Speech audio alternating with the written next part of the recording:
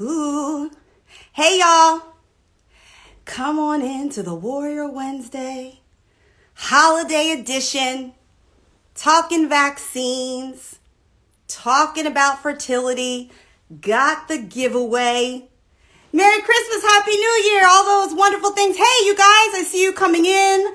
Hi, thank you for all the waves. Hi, you guys, happy holidays.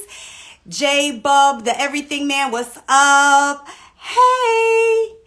Hello. Oh, I miss you too. We used to have Christmas together, girl. It's my girl, Jay. Hey, you guys, come on in. So we are going to be talking to Dr. Cindy M. Duke.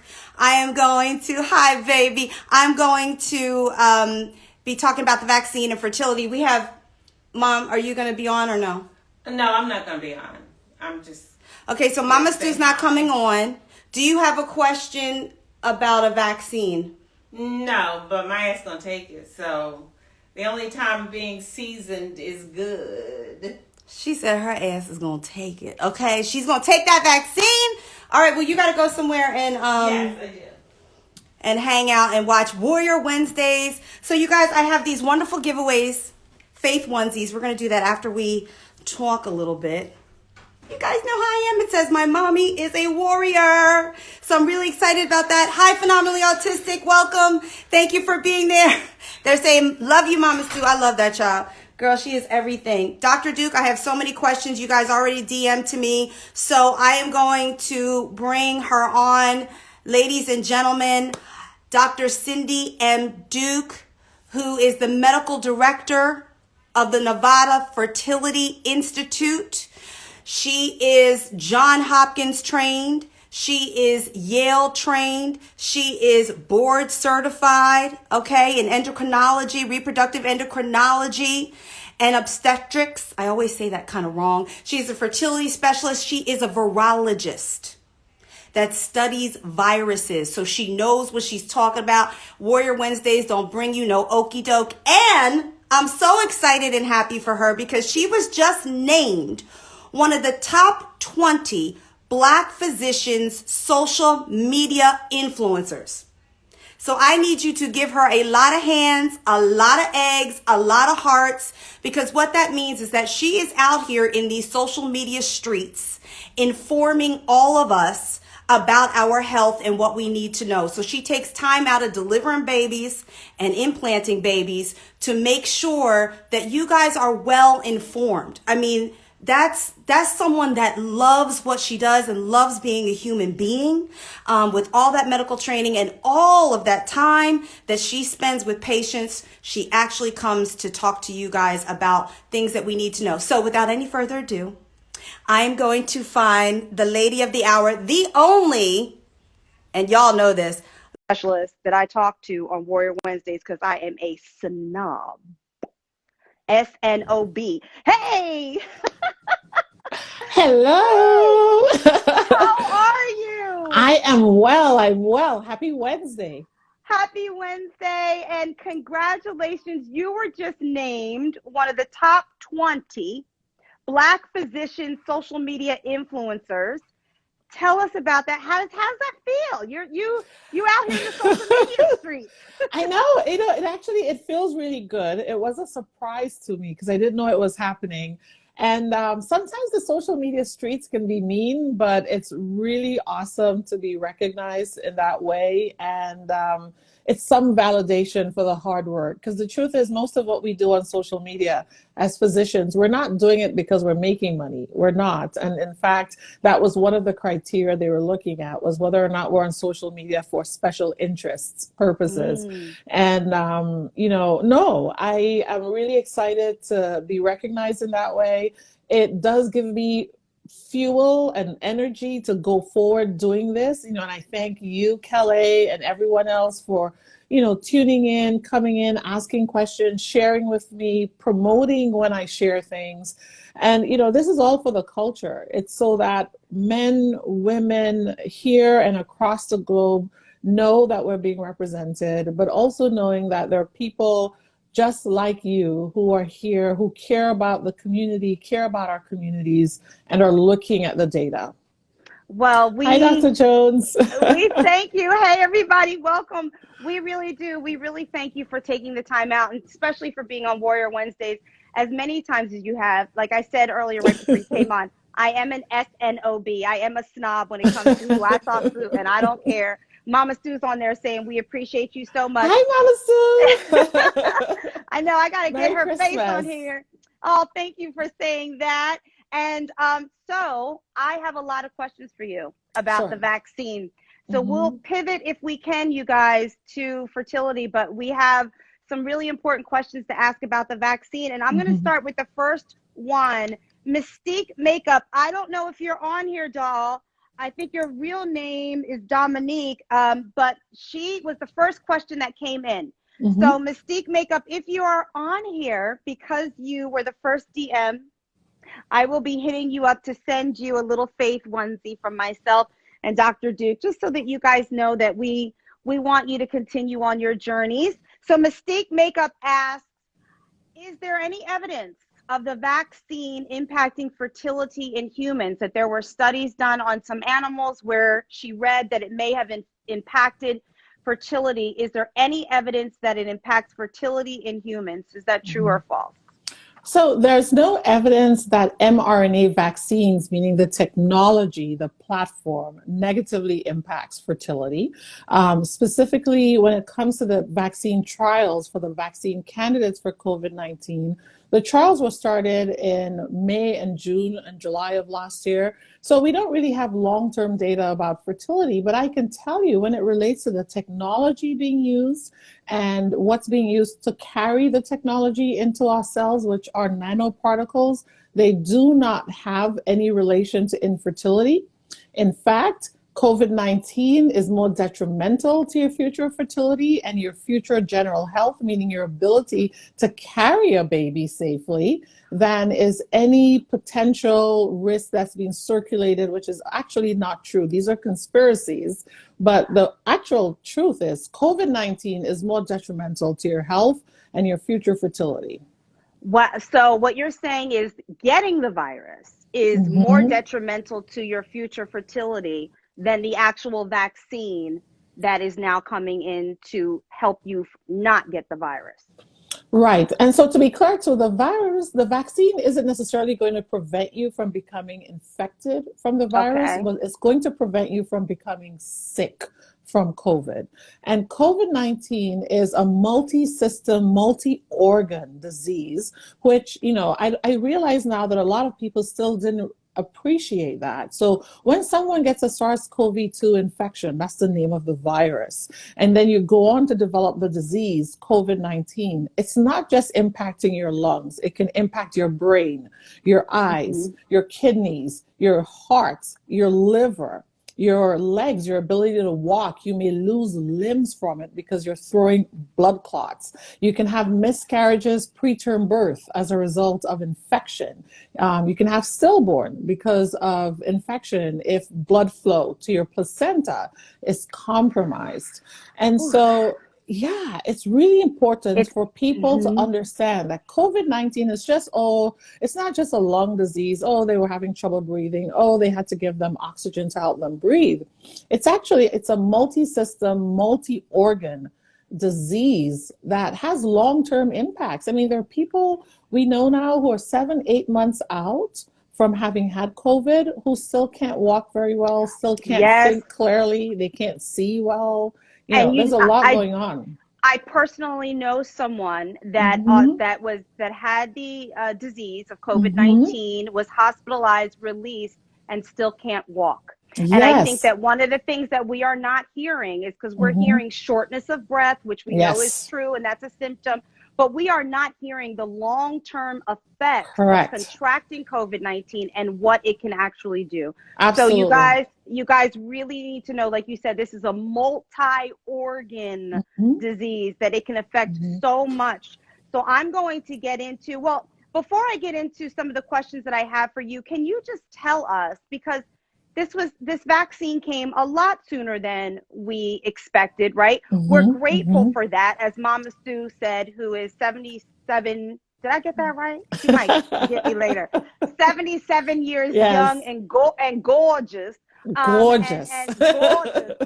And even when I flew here, I quarantined in the sunroom, so I didn't see my parents except through a glass window for weeks.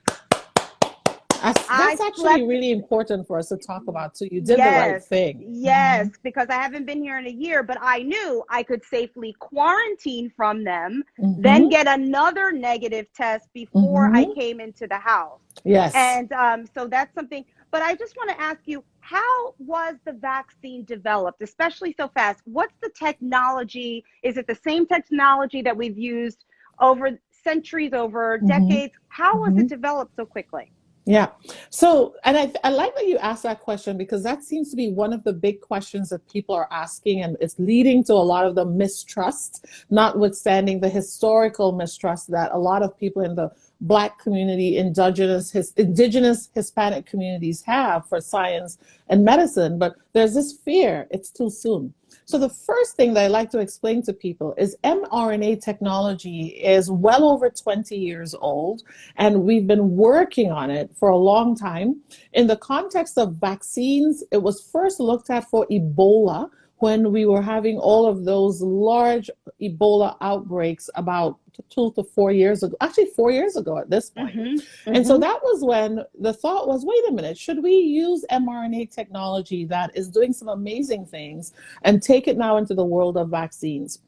So in that context, it sounds new, but it's not. It's already been tested in terms of safety, etc. It was being looked at, especially in cancer and cancer trials. To be honest, mRNA vaccine technology belongs to us, the people, because the NIH, or National Institutes of Health, is where most of this work was done to develop the mRNA technology. Now, what's different about COVID-19 and the COVID vaccine is that COVID-19 hit the world. We had a global pandemic that led to a shutdown, economic losses, and the word pandemic, right? It's something that can cause a pandemonium, which it did. And there were outcries from around the world that says we need everyone to come together and work to create a vaccine. And so historically, when we're designing vaccines, industry comes last, meaning the Pfizers, the BioNTechs, the AstraZenecas come into the picture at the very end, because one, they don't really make money off of vaccines. So those companies aren't very interested in vaccines. And certainly once the pandemic is solved, they're going to move back away from vaccines, because vaccines is not where they make money. They don't make money helping people not get very sick. But they came together because even their very industry was being impacted, and there was a call to action. So what did that mean for us? It meant that these companies that have large clinical trial networks, large abilities to recruit people from across the world, across the country quickly, were brought into the picture right away. Now, the spike protein, which is what the mRNA codes for, if you've ever seen a picture of COVID, you see it with these sharp spikes sticking all around it. Okay. Yeah, have you ever seen a picture of COVID? It looks like this ball with spikes. Well, those spikes are actually what COVID uses to enter our cells in our bodies. And so that code had been sequenced way back when COVID first was discovered, SARS-CoV-2, back in early January. We already knew the sequence, and we recognized... And that's something that they need to know. I didn't mean to cut you off. Yeah, no, go ahead. But the SARS is not new. And exactly. I think that's something that people, because people are hearing COVID-19, and this is something they've never heard before, but the origin of all of the different mutations of this virus is not new. So do you guys understand that? Not Absolutely. new. Yes. Not new. Okay. And it comes from SARS virus that we had back in 2003, 2004. And then there was a cousin of SARS called MERS. They're all coronaviruses. So is the common cold, by the way. And so they were quickly able to look at this new virus, compare it to the old SARS, realize, oh, it's not regular SARS. It's a second type of SARS. So it's SARS-CoV-2.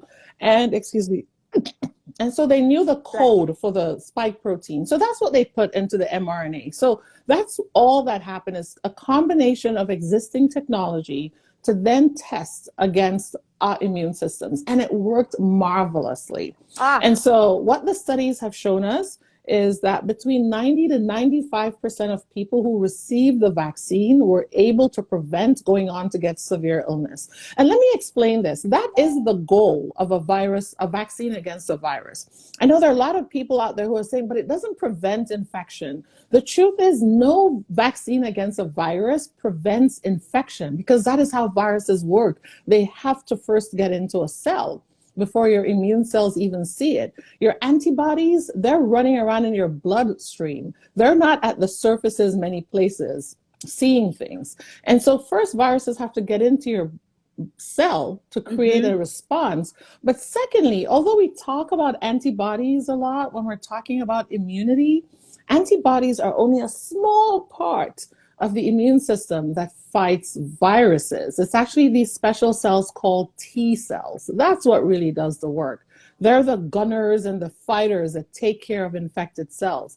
The only way to get them to take attention and take notice, to pay attention, is you have to get something into the cell, and then the cell says, hey, look at what I got. And the T cells are like, that shouldn't be there. You gotta go. And so mRNA helps us with that. It gets the protein into the cells that can say, hey, look at what I found. And then your T cells get to come and say, what you have is not one of ours. It shouldn't be here. You need to go. You need to get on out. Exactly. So that's what the vaccine is doing. And then now in the future, if you ever actually see the real virus, those cells that learned to recognize that protein will say, I've seen this one before. They don't belong here. And boom. And you fight the infection early so that you don't get very sick. But also, if it gets rid of the cells that are infected early, then you don't have as much virus to spread yourself. So then you're not infecting as many people. Exactly. So the T cells are kind of like the bouncers at the door of the club. Yeah. They see the danger, and they're the ones that are fighting to get it out. Critically important. I love that. I love that. And by the way, I don't know if you saw, I have to shout it out, but your brother, Winston Duke, was here. I don't know if you saw. Winston. Yeah, for those that don't know, he gave us a thumbs up. For those that don't know, Winston Duke is Dr. Cindy M. Duke's brother, and he's an actor that y'all better have watched The Black Panther. If you didn't, I mean, he's been in tons of stuff, but if you didn't, it's Christmas, and turn it on, and you'll see Winston Duke. So hi, Winston. Thank you for being here.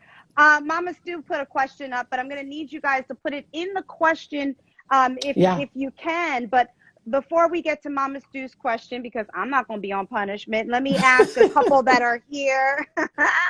So they say, what does it, well, you kind of did answer that about what does it mean when they say that getting the vaccine doesn't prevent you from transmitting COVID. So we've kind of talked a little bit about that. But let's ask you a question about, someone wants to know about the difference between Pfizer, Johnson & Johnson, and Moderna. And I'm sure you may have heard this question before. Is it the same chemicals? Why are there three different? Can you explain, is one better than the other? What should we know as the general public? So Pfizer is actually a combination. It's Pfizer and a company called BioNTech.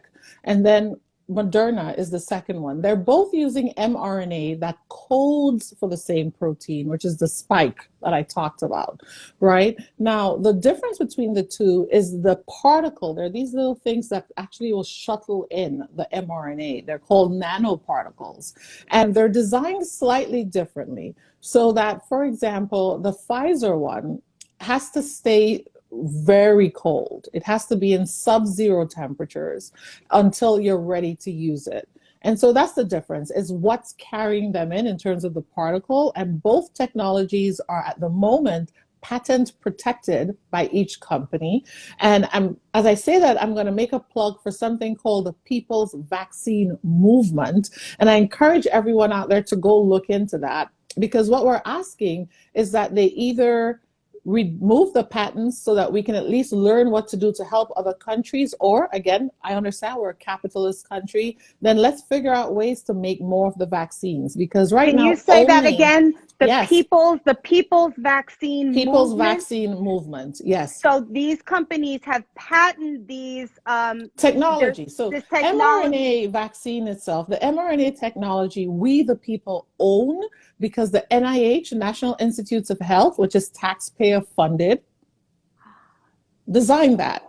Now, what's different is how they're delivering the mRNA, the technology. And so right now, you know, both of them, they own these patents, and we understand their businesses. They own the patent for the delivery mechanism. And the different delivery mechanisms require different forms of storage. And so, for example, Pfizer is requiring cold storage. The Pfizer dose is actually smaller. Each time you get a shot is about 0.3 cc's, or what we call 30 milligrams, whereas Moderna is about 100 milligrams when you get the shot. Moderna's, on the other hand, it doesn't require that cold storage. And so it can be stored at more regular temperatures, which means you can go to other places and further distances if you have to travel to rural areas, places that don't have the storage.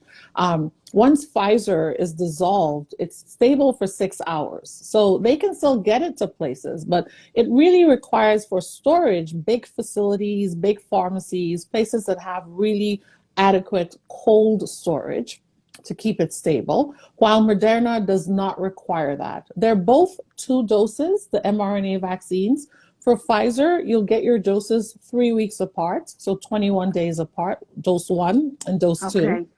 For Moderna, you're going to get your first dose, and then you have to wait 28 days, a whole month, before you can get the second dose. Now, can I Sorry, ask I'm getting you, tongue-tied. Can I ask you real quickly, if someone gets the first dose, but fails to get the second dose out of whatever their circumstances are, forgot, they're lazy, whatever, will it still work? Are they still? They still have protection. So actually, from the 2 clinical trials that were done, and so everybody knows the clinical trials, for example, Pfizer's trial was done across 6 different countries, so very diverse. In the United States, the breakdown of the people who participated in the Pfizer trial included 10% African American or Black, 13% Hispanic. It was lower than the international participation, whereas internationally, Hispanic participation was 26%. There was 1% Native American Indigenous and 10% Asian American. So if you're someone who's sitting there saying, well, how do I know they studied the vaccine on people who looked like me? They did. And that is actually, Kelly, a big thing. Because historically, we were not included in trials. No. There are lots of medications, lots of treatments that are currently being used on people of color, where people of color were not actually included in the studies. And one of the reasons that this is very important is because people of color have certain underlying conditions in our race that maybe that we have a little bit more or a little less than another ethnic group. And so we have to know, with high blood pressure, with diabetes, we have to know that the same way that we may carry some underlying conditions as people of color, that we need to know, have these things been the trial been studied? Exactly. And let me tell you, the trial studied for Pfizer, they studied people ages 12 and older. Currently, the Pfizer vaccine is approved for people 16 and older. They're still continuing the study in kids under 16. The Moderna study and I shouldn't say approval, but the authorization, because technically it's not approval, it's an authorization, or what's called an FDA emergency use authorization, or EUA. The EUA for Moderna is for people 18 and older. So those are the big differences, really. The difference isn't the technology. The difference isn't whether or not you're going to have immunity from one or the other. You will for both, and they're both very effective, which is amazing. We as virologists were hoping for a vaccine that would probably give 60 to 70% protection from severe illness. This is giving 90 to 95%. That's amazing, right? So that means very encouraging. That's very encouraging. It means for every 100 people who get the vaccine, 90 to 95 of them will not go on to get very sick. If you're living in Los Angeles right now, that's a big deal. LA, they're running out of ICU beds. They're at critical mass. Can you Yes. imagine if we were able to vaccinate all of LA and 95% of LA no longer has to worry about landing in the hospital from Right, COVID? right. And so you guys understand that the vaccine doesn't necessarily prevent you from getting COVID, but from getting very sick from it. So that is why we Mm-hmm. still need to wear our masks. We Mm-hmm. still need to protect ourselves, our families, Exactly. and our strangers. So we have a bunch of questions going in. I Yeah, have some let's keep still made, but going. let's let everybody get their stuff in. Now this is from Mr. Winston Duke, somebody that you know. Somebody So I know. Winston, so He is Winston says, very interested in this stuff. I love it, as am I. Does the vaccine affect your DNA or stick around in your body? That's a question from Winston. Does the vaccine affect Mm-hmm. your DNA or stick around in your body? Mm-hmm. Now, I was going to say that the first person, so Winston, I don't know if you're on here or if you're going to rewatch this, but you're going to get a onesie. Okay, you're a man. That because the first question that I was going to push was going to get a onesie. So Winston, welcome, warrior. Okay, so does it affect the DNA? Let's go. Yes. So the short answer is no, it does not affect your DNA. First of all, RNA is different from DNA. Secondly, the nice thing about mRNA is it never hangs around in your cells for long. So think of it almost like, some people have used the analogy for a Snapchat. If you're someone who watched the old Mission Impossibles, they'll get the message and then it'll say this message will deconstruct and quickly. Yeah. Well, that's what an mRNA is. It's literally a message coming in from your Mission Impossible team, because literally our Mission Impossible is to not get COVID right now, even though it's rampant in our community. And so when it gets into the cell, it tells your body, hey, you need to be aware. There's this thing that makes a protein like this. Your cell primes your body, and then the mRNA disappears. And so it's not integrating into your DNA. I know there's some people out there who are co-opting information about viruses in general and trying to use it now in an explanation for vaccines to scare people. But the truth is that mRNA will not reverse integrate into your DNA. And also, so everybody knows, we're all exposed to viruses every day. We're exposed to viruses in our food, in our interactions with each other, with everything. And we believe at least 8% of human DNA is viral DNA. So you're already having information in there from viruses, because that's how we evolved as human beings. But it won't be coming from the vaccine. Okay, it won't be coming from the vaccine. That's a great question.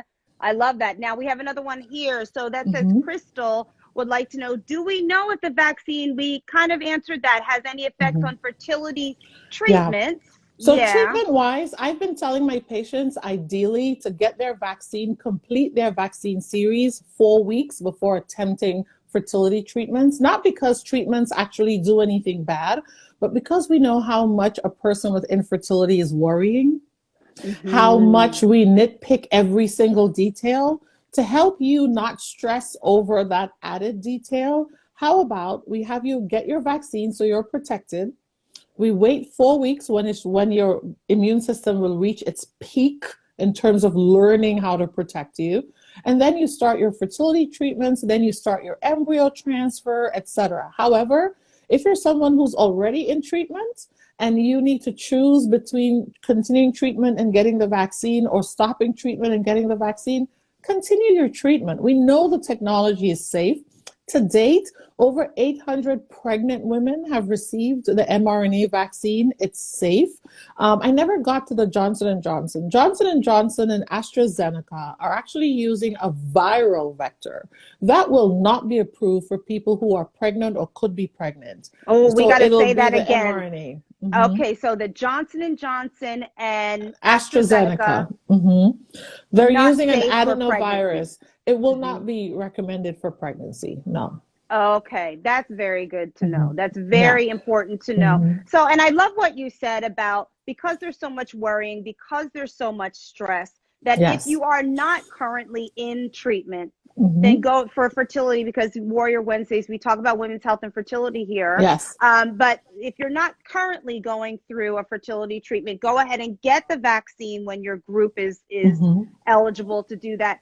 if for nothing else, to take away the stress, because what we do know is that stress is an additive for us to get ill in any capacity. Exactly.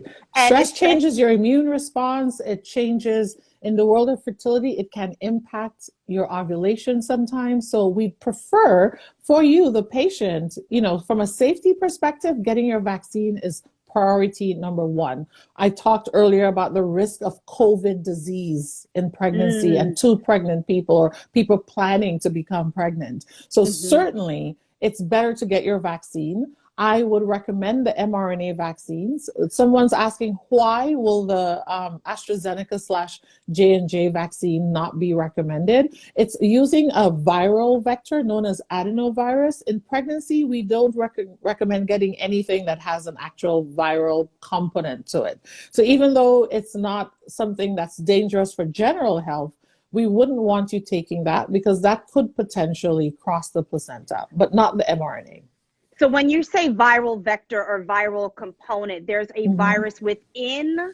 So for the J&J, yep. I mentioned for the mRNA, they're using nanoparticles to carry the mRNA. For the J&J AstraZeneca candidate, they're using a special virus known as adenovirus. One of my favorites, actually. I worked with this virus when I was in my lab.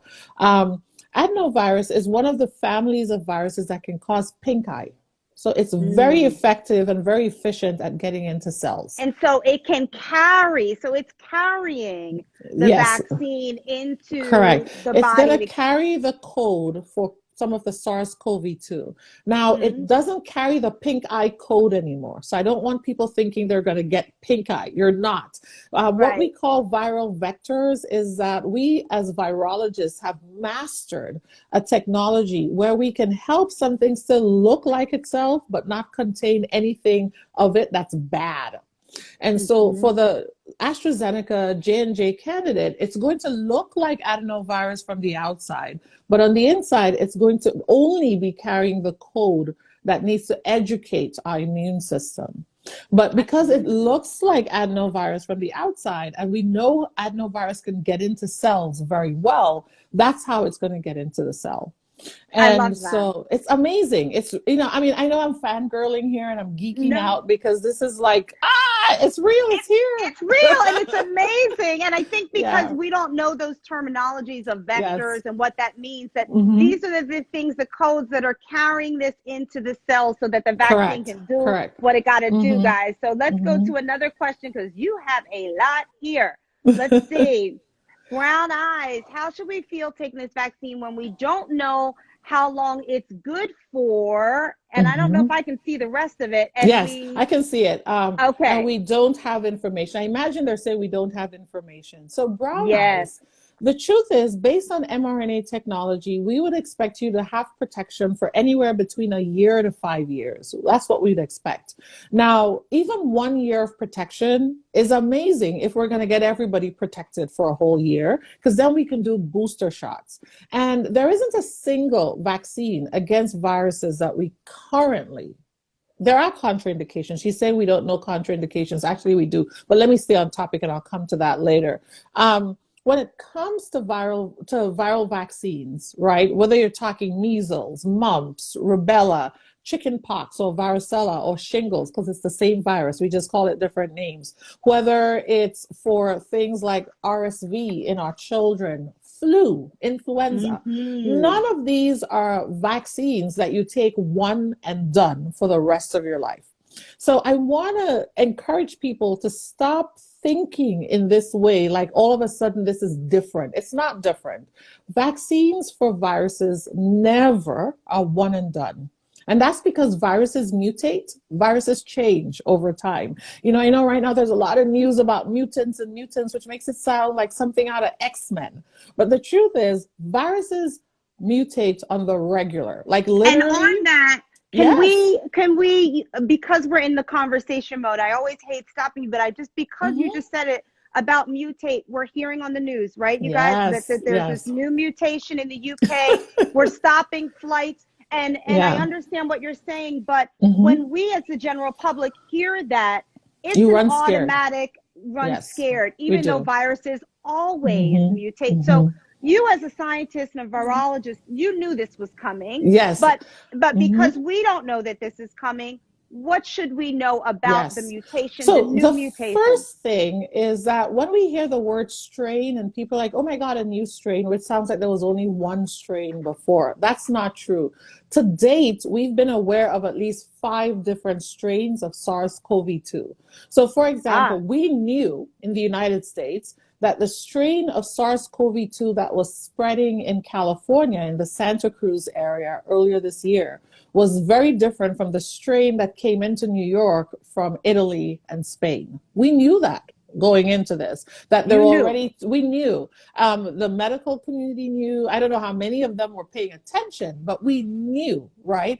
We knew that there were different strains circulating in China. We knew there were different strains across Europe already. And why is that? It's because viruses continuously mutate, and that's simply because of the way they reproduce themselves. The goal isn't to keep checking to make sure it's reproduced itself correctly. A virus's goal, when it gets into a cell, is just to make as much of itself as possible. And it's doing it fast. It does not care about accuracy. It does not care about what we call proofreading the sequence that it's making. So every now and then it's going to make a sequence that makes it less strong, but it'll also make a sequence that makes it even more good at spreading or infecting people. So what should we, the public, do when we hear this news? Well, first, I really want everyone to operate on the assumption that there are multiple strains, because it's true. So if you were operating on the assumption that there are multiple strains, you would always wear your mask. Even if you were infected before, you'd wear your mask because you may have been infected with one strain, but not another.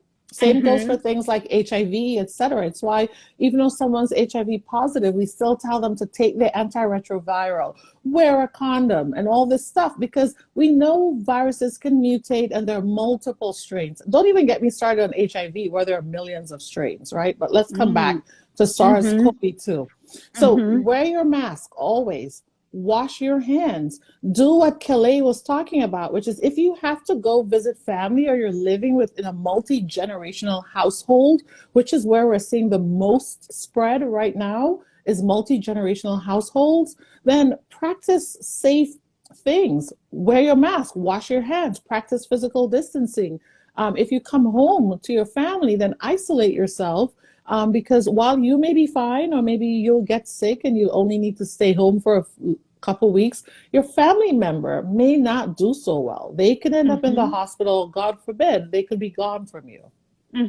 I mean, I'll tell you, because now y'all, well, Dr. Duke, you know me. My mama knows me real well. My brother knows me real well on here. But I bought this sweatshirt that had a whole shield attached to it that zipped under here. I mean, I got a negative test before the flight, got on the flight with all my shield and my protectors. I brought my own little Clorox on there. And then I quarantined for 2 weeks away from them, got another negative test before I came in the house. And I want to be clear, y'all, I'm in the house and I have another test scheduled for tomorrow because I need to know. I need to know that I am keeping my family and all of you guys, anyone that I may pass, safe. So please go be extra. This is the time. This is the time to be extra. So I'm going to go to another question, and whoever I choose here, you're going to win a onesie. Okay, so this is the Warrior Princess 101. Congratulations, you won a onesie. So did you, Winston. I saw you still on here. And if you don't give me your address, I know where your sister works, okay? And I'll get it to you. Okay, so is the vaccine safe for children? That's a great question. So it's a great question. So far, not enough children have been studied. We believe it's safe. We expect that it will be safe. But when it comes to vaccines, children are characterized in 2 groups, 6 and under and over 6. And that's the way we've approached always when it comes to vaccines. And so right now, the studies are ongoing and they're actively recruiting more children into the studies for Pfizer, for sure. They've already released some of their data. So far, between age 12 and 15, Pfizer has had over 500 participants who are between ages 12 and 15. They're now actively recruiting younger. So at the moment, these vaccines are not authorized for use in children. Not, okay. Correct. So far, fortunately, kids have been doing way better if exposed to SARS-CoV-2. Now, some children who have underlying risk factors have done poorly. And so it's still important that you practice with your children all the right precautions. Don't hold COVID parties so that your kid can develop herd immunity. We know now with 100% confidence that those parties don't work. They're Who's super doing that? spreader events. I've never heard of that. Oh, Calais, it's happening. They're holding parties so that they get COVID? Yes, they do it with COVID. They do it with measles. They do it with chicken pox. Oh, yes. That is a thing. That is a thing. When I do have a baby, it's going to be me and my baby in quarantine all the time. Yes. And I'm not doing it. And I see the Brown Eyes 1821. We do have your onesie. I had written it down here, but I didn't say it. So you got your onesie. You got your onesie. So that's crazy. All Day Nico, what's going on? All Day Nico from the hit show P-Valley on Stars. Hi, Nico. Hi, Nico. He plays Uncle Clifford. Speaking from, let's go from children to seniors really quickly because my mom wrote down there, and I want to say this, whether there's seniors watching or whether there's a senior that you love, your neighbor, your family member. She also wrote, should they also get the flu vaccine? Should we still get the flu vaccine? Yes. Oh, yes. So this is flu season right now. I would tell you that the number one cause of death, infectious cause of death amongst all Americans every winter is influenza prior to the last winter, right? Now, COVID-19 is outpacing influenza, but it doesn't mean people aren't still dying from influenza. And so, yes, you should get your flu shot. Now, the influenza vaccine is very safe. We know that the majority of people who die from influenza, like 98% of people, including children who die from influenza, were people who were not vaccinated. And again, I want to remind everyone, because I can't help but tell how many people, and we've all heard these people, well, I got the flu vaccine and I still got the flu. You may have gotten the flu, but did you land in the hospital? Were you sick? Were you requiring oxygen? And if the answer is no, then your flu vaccine actually works. It works. Because it doesn't stop you from getting the flu. It stops you from getting very sick from it. Do you guys understand that? That's what this vaccine is going to do, which is why we still have to wear our mask. It won't stop us necessarily from getting it. It stops that dangerous illness that can come. I also, there's some people who are saying, I've seen some conspiracies that said, have you noticed there weren't that many flu cases in the United States this past winter as years before, suggesting that the flu was made up. But that's not true. The reason why there were less flu cases is because we were on lockdown, we were wearing masks, we were washing our hands more, and we were practicing physical distancing. That's how we spread it less. Because it's the first winter where people actually thought washing their hands made sense, which is shocking. Makes sense. This is what I'm so glad that you brought that up. I think I hope that you guys heard that, and that's key. It's that we had less flu because we were doing more to keep ourselves protected from COVID, right? So that's why I had to get in your face like this. Because the way that we have trends in clothing, trends in music, and some things stick around and some things don't, I really hope, y'all, that the trend of washing your hands, of wiping things down stays, because what we don't want to do is go through a year of a pandemic, a global pandemic, and come out the other side unchanged. Correct. Then we missed it all. So let's go to another question. What did All Day Nico from P-Valley says, washing hands ain't nothing new. Lord have mercy. It's true. No, it's not new, but you'd be amazed how many people weren't doing it. Okay. Or doing it just like flick their hand under the water and they thought they washed it. Okay, so we have Fallopian Warrior. Hi, Fallopian Warrior. What's the difference between passive and active immunity? Passive and active immunity. That's a good question. So passive immunity actually is what we call an outdated term, but it's referring to a part of our immune system known as the innate immune system, meaning the immune system that doesn't need to be taught what to look at. It's just always there. So those are special cells known as antigen presenting cells. You've probably heard of macrophages or macrophages, natural killer cells, neutrophils. Those are your innate system, which is passive in that they're always there and they're always the first thing that will encounter anything that's not right in your body. Your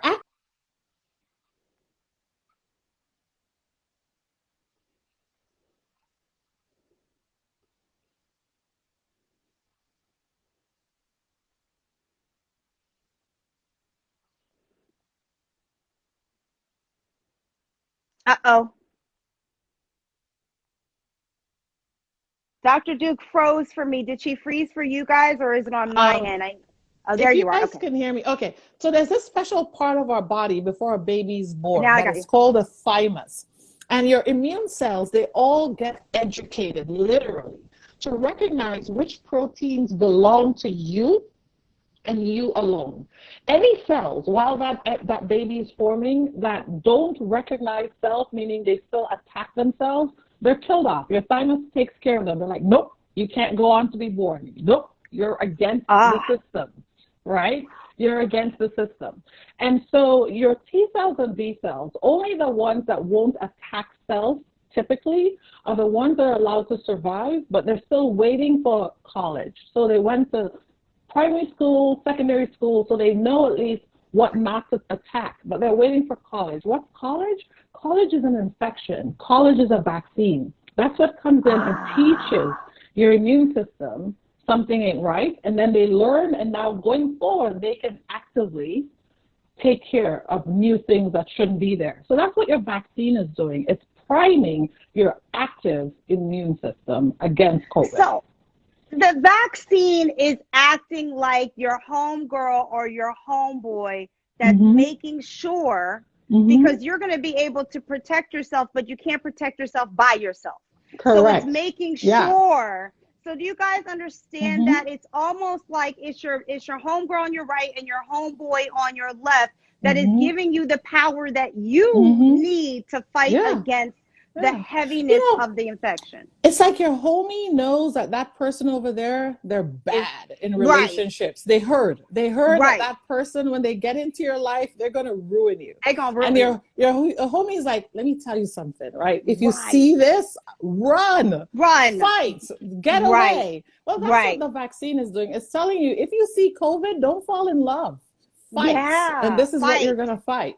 Yeah. Because I think when people hear vaccine, we especially in our generation now, my mom is here, she's 77, and like she said, she has to take vaccines for shingles and new vaccines for shingles, and how you brought up the booster shot. But I think in my generation, because we've never seen anything like this, even when we hear vaccine, we think that's going to stop us from getting it. Correct. And so it's really great information for you to let us know viruses, y'all, they're never going away. They're never going to always be here. They're always going to mutate, and we are going to get them. But this is the way to stop us from being in that ICU. So let's go to another question before we run out of time, because we got these things. Here we go. Wait, here we go. How often should an essential worker get tested? Raya. So it all depends, Raya. If you listen to the actual immunologists and test specialists out there, ideally they're saying if you're out there being exposed, you should be tested on the daily. Right. There's actually a vaccine headquarters in the United States are actually based in New Mexico. That's where a lot of the specialized virology and infectious work happen, at this special facility in New Mexico.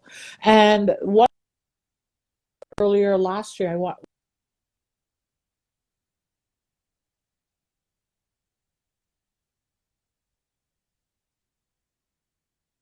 be provided with same-day kits so that we can keep testing ourselves and self-quarantine. Obviously, that's really hard. It's expensive, and people aren't even willing to wear masks. They're not going to test themselves every day. So the nuanced answer is it depends on your exposure risk. It depends on your availability and the availability of tests to you. And we know, unfortunately, for a lot of essential workers, tests have not been available. That's part of that medical apartheid we're seeing across the United States, even with COVID, which is certain communities have way more tests than they need available. And for others, testing isn't available. They're being told to just stay home if you think you have it, but nobody's ever testing to confirm. Nobody's really doing the adequate contact tracing because of a lack of resources, lack of thought to providing resources. But if you're an essential worker and you think you've been exposed, you should definitely contact your state health department, your county health department, your employer, if you have an employer, and get tested, and definitely enter into quarantine. Well, let me ask you this about, because we are in such a pandemic and the numbers keep surging, like you brought up LA, and you just used the word employer. Do you think that this vaccine is something that may become mandated in certain businesses? As an actor and as a writer, you know, I hear some actors say, oh, I'm not taking that vaccine. Right. I'm like, when your set says it's a mandate and you can't work unless you're vaccinated, because let's be honest here, there's schools where children, unless you have certain vaccinations, you can't go to public school, or so you can't go. So do you think that this is becoming that we're there? I think we're there. I think it's a mixed bag because there are legalities and economics. So for example, in the state of Nevada, we're known as what's called a right to work state, which means that the employer, if you're unable to work, can let you go.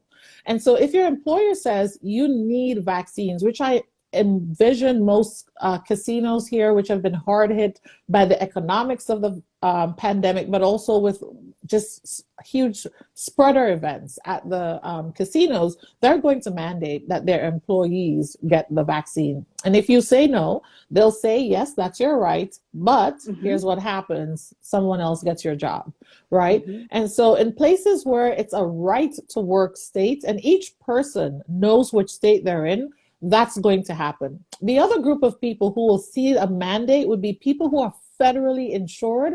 I envision the government saying anyone who's a federal employee or receiving federal insurance has to get vaccinated to continue getting their benefits. I see that coming down the pike. In some states, I imagine there'll be legal challenges if it's not a right to work state, but we're going to see a mixed bag. But absolutely, a lot of people will mandate it. Yes, private entities will. And I see Hollywood doing it because it's the only way for you guys to really get back into the way you function. Yeah, we can insure. So we have two more questions here, and we're going to answer these two all. Let's see. I have to take it. I'm going to get one from, it's both one of our family members each. One from Mama Stu, then from Winston. From Winston too. Mama Stu says, in the entertainment industry, do you foresee them being tested daily before working on set? I think we just probably I think so. And there's some already doing it. I know of one set currently in New Mexico where that's happening. They're testing, they're quarantining, and then we all saw what happened with the leaked tape from Tom Cruise, where he got so upset because people weren't following the onset guidelines and restrictions. Yes, and I guarantee y'all, Mama Stu, I'm going to put my eye on you. She asked that question because she wants to make sure her own child is going to be tested. Yes, you know, because my mom's the mom that wouldn't send me to school if somebody was coughing, okay? Absolutely. So now but I see Hollywood buying up tons of the vaccine when it becomes available to them, too. I see the big studios and so forth, and SAG fighting for it. I see that happening. We can still transmit it, so we have to be extremely diligent until this is with everybody. Correct. So, and not everybody would be able to take the vaccine. You know, Brown Eyes had alluded to contraindications, and there are certain people are currently not able to get the vaccine. So you getting the vaccine is so you can help protect the people who can't get the vaccine. I see Bird Bash. Before we go to the last question from your brother, I see Bird Bash because I think they've asked this question a bit. What month do you think things will get better, and will we see improvement nationally? Yeah, it all globally. Depends. You know, it all depends, Bird Bash, on how quickly we're able to vaccinate as many people who want to be vaccinated as possible. And notice I say who want to be, because this is not forced vaccination. And I know there are lots of false narratives out there right now saying that people are being forced or bullied to be vaccinated. That's not true.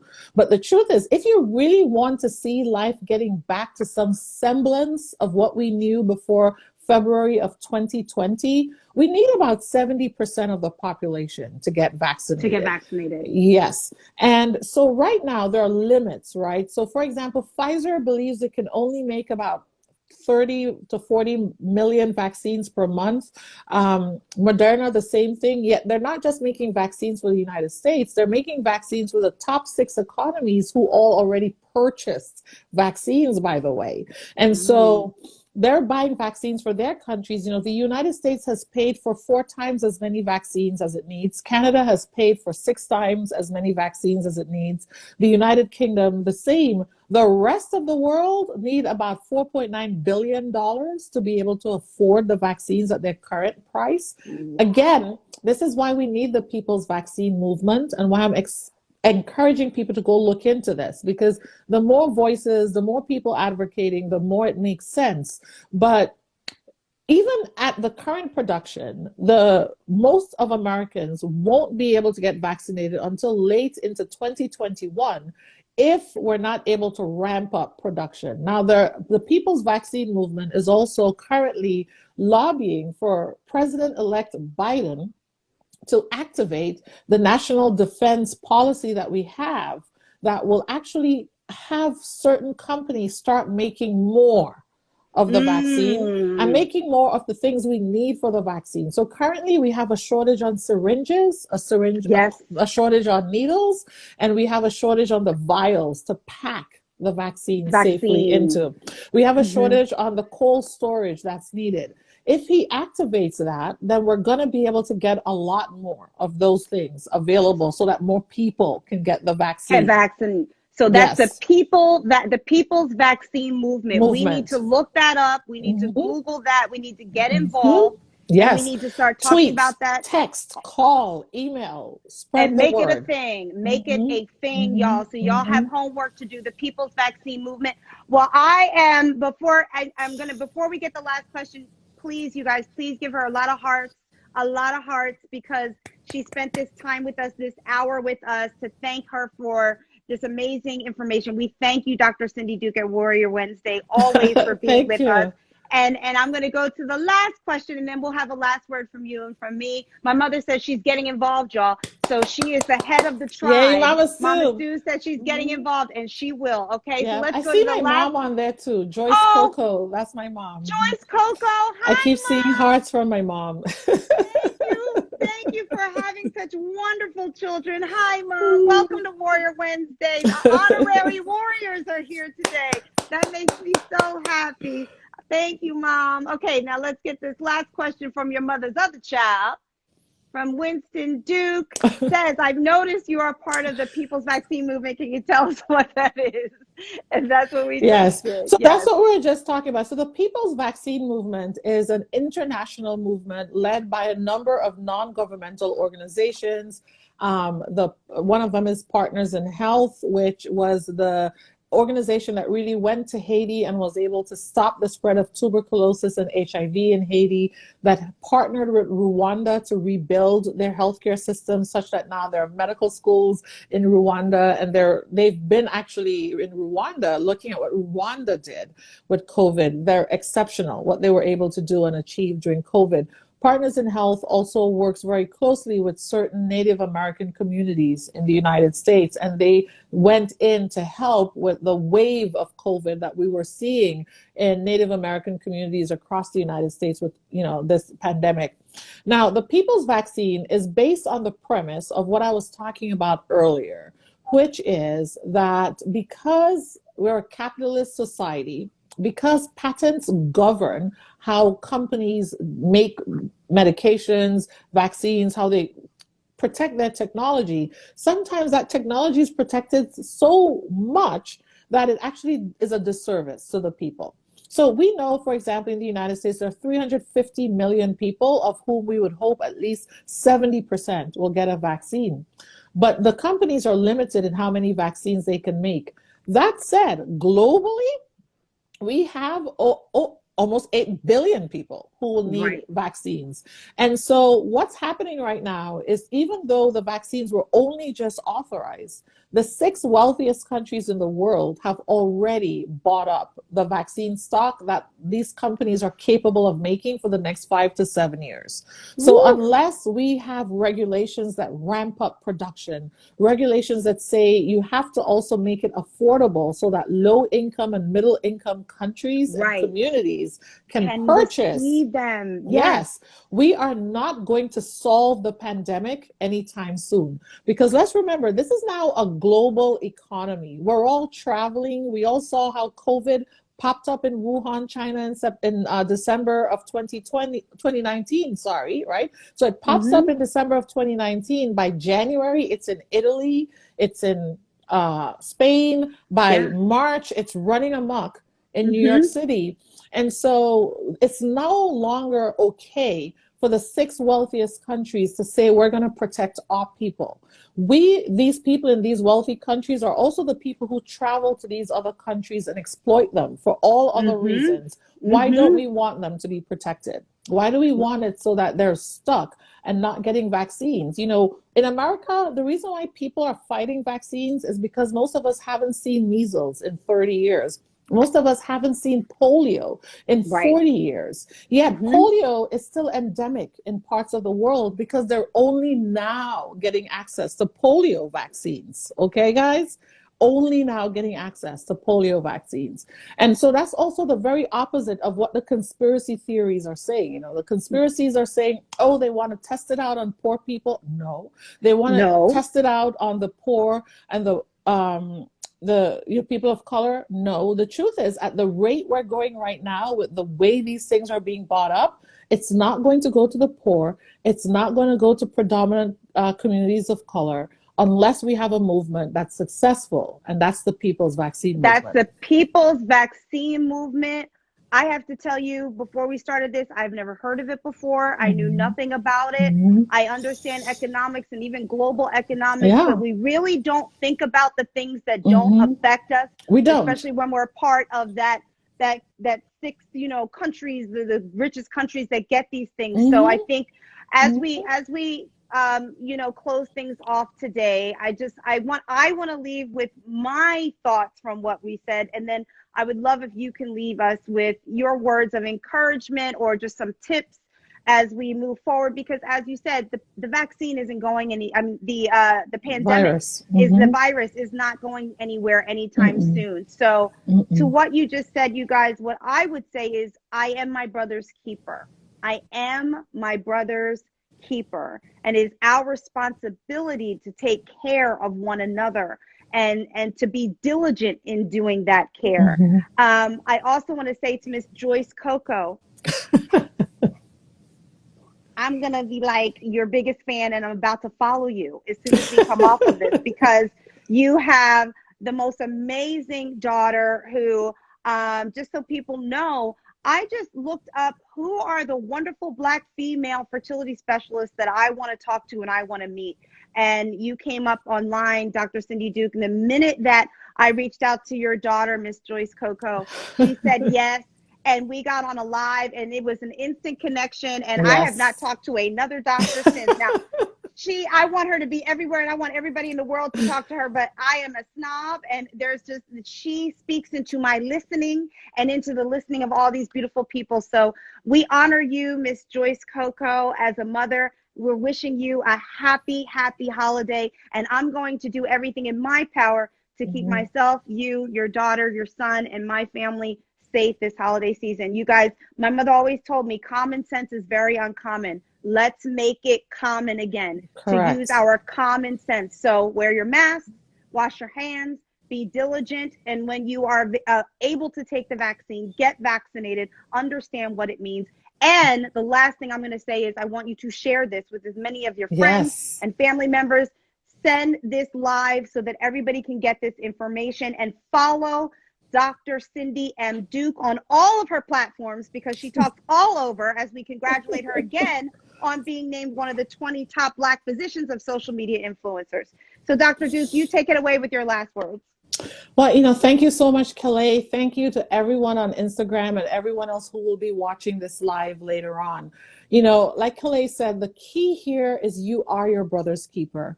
And I understand that we as people of color don't trust medicine, and I get why. I get that historically medicine has not included us, and whenever they included us, we were exploited or we were misguided or misinformed or intentionally led astray, as in the Tuskegee experiment. But I want to tell everyone that the reason why physicians like myself went into medicine, the reason why someone like myself went into virology was because I decided in order to solve this and to fix this, we have to get in there and change the paradigm. We have to get in there and be vocal, get in there and do the good work, but also get back out into our communities and tell the truth. And I promise you today that everything I shared with you is the truth. I get that for some people, nothing we say is going to make you get a vaccine. And I get that. I respect it. But what I'm going to say is to the person who's on the fence, the person who's not sure if they should get the vaccine, do your homework, look up reputable sources like myself, the CDC. There are lots of great sources that can give you reputable, accurate information that won't bend the history to suit an ulterior motive, that will tell you the truth. Because right now, there are people out there using our history, the injustices that were suffered by our people and our communities, and they're twisting it to make it sound like that's what's happening now. But the truth is, history is about to repeat itself if we don't get vaccinated. What's about to happen is all of the communities that are wealthier, that have better access, that people actually care about continuing disease-free, are the ones who are about to get this vaccine, not us, which is unfortunate because we're the ones who are being hit the hardest. We're the ones who are out there, like the essential workers. They didn't even humanize us by saying people. They said essential workers, meaning you're a cog in the wheel, right? Do it for the doctors like myself, who, if I saw you passed out on the ground in the road, I will jump over and start resuscitating you before asking myself, does this person have COVID? Look at what just happened on that United Airlines flight, where that person flew even though they knew they had tested positive for COVID. Now the first responders who helped them, they're in quarantine and one of them is infected. So do it for us, if anything. If you're not sure, do it for me, do it for the nurse in your family, do it for the essential worker in your family, do it for the EMT in your family, the police officer, the fire officer who is gonna run out there to help people without asking, am I about to endanger myself and my life because they have COVID? Well, we know that you are a doctor and a virologist, but we did not know that you were going to preach, because that right there was a whole word. And all I can say to that is thank you. I wish you the best and healthiest of holidays. Thank you. I can't wait to see you again. And I honor you. I praise you. I wash your feet at the basin of knowledge. I thank you so much for, I get emotional every single time I talk to you, but I thank you so much for caring enough. Thank you. I'm trying not to cry myself because I know, but I'm thinking of our friend Dr. Susan Moore, who succumbed to COVID yesterday because people weren't listening to her, and still the conspiracists are out there saying the very opposite of what's true. And it's painful to watch the reality, but watch other people twist it and use our reality against us. And Joanne is saying I'm an ordained minister too. Yes, I actually got ordained this year. That was the thing I did as my COVID self-care. That you really got ordained this year. I actually did. I don't advertise it, but Joanne is a family friend. Miss Joyce Coco, girl, you did your thing in the womb, okay? Oh, wow, congratulations. That's beautiful. Well, Thank you. Then I knew what I was saying when I said that you are giving a word and you are preaching. I'm so sorry to hear of your friend that succumbed to COVID, and we honor her for her duties, and you as well. And everybody just give Dr. Cindy M. Duke a bunch of hearts. Please follow her. Please pray for her, and continue to keep each other safe. And I thank you immensely. And Thank you. I can't say thank you enough. I will speak to you soon. You'll be hearing Speak to from you me. soon. And happy holidays. Take some time off and enjoy. Thank you, everybody, for being here. I'm going to post it right now. Dr. Duke, we love you and we thank you. We love you too. Merry Christmas. Happy New Merry Year. Happy Christmas, Kwanzaa. everybody. Happy Kwanzaa. Stay safe, y'all. Merry Christmas, Bye. you guys. All Bye, right. Mama Sue. Bye, Mama Joyce, Coco. See y'all.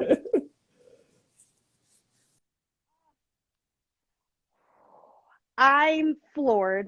We said it all. What I'm going to say to you all is wear your mask, get vaccinated when you can, and take care of each other. Again, to Dr. Cindy M. Duke, who so beautifully informed us, who basically prayed over us there at the end, and the People's Vaccine Movement. You guys look it up.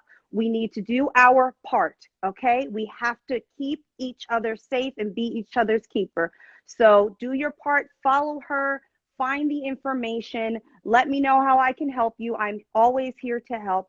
Thank you for joining today. Please send this to a friend, a family member, a stranger with your mask on. Happy holidays. I love you guys. Love you, warriors. I'll see you soon.